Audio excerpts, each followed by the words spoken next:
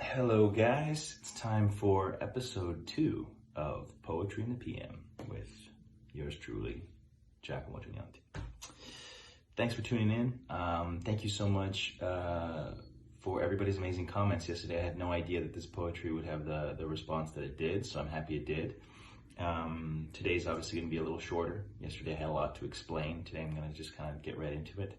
I heard your concerns about different poetry, and I'll try to do some stuff in different languages, certainly in Italian. I'd like to read some of your poems. A lot of you sent me your poems, so I'd like to get to some of those as well, but looks like we got a lot of days of quarantine, so I'm just going to bank it all and slowly ladle it out and try to do some well-known people, some people from different regions of the world, and like I said, some of you. So without further ado, today's poem is by Rudyard Kipling. He's an English poet, and he lived from 1865 to 1936. He also wrote many children's stories, and the poem's line, "If you can meet with triumph and disaster and treat those two impostors just the same," is written on the wall of the players' entrance at Wimbledon, for all you tennis fans out there. So, I'm just going to dive right in.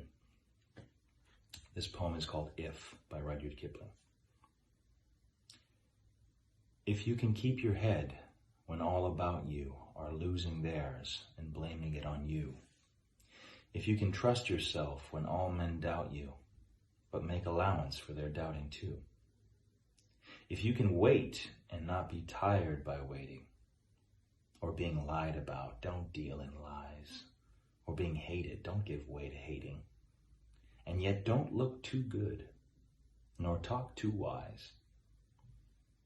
If you can dream and not make dreams your master, if you can think and not make thoughts your aim, if you can meet with triumph and disaster and treat those two impostors just the same, if you can bear to hear the truth you've spoken, twisted by knaves to make a trap for fools, or watch the things you gave your life to broken, and stoop and build them back up with worn-out tools.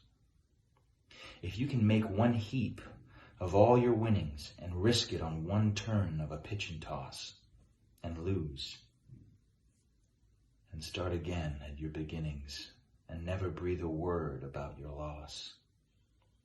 If you can force your heart and nerve and sinew to serve your turn long after they are gone, and so hold on when there is nothing in you except a will which says to them, hold on.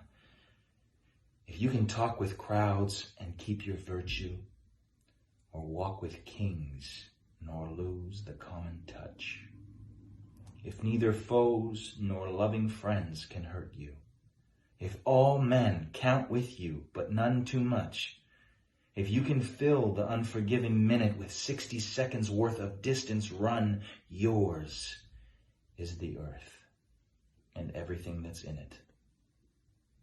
And which is more, you'll be a man, my son.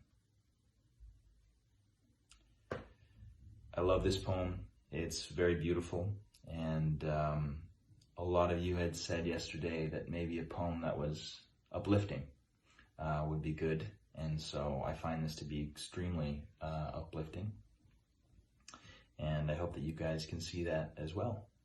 And that the world and how we feel about it all is all about our perspective. And so thank you so much for listening today, and I will see you tomorrow with another poem.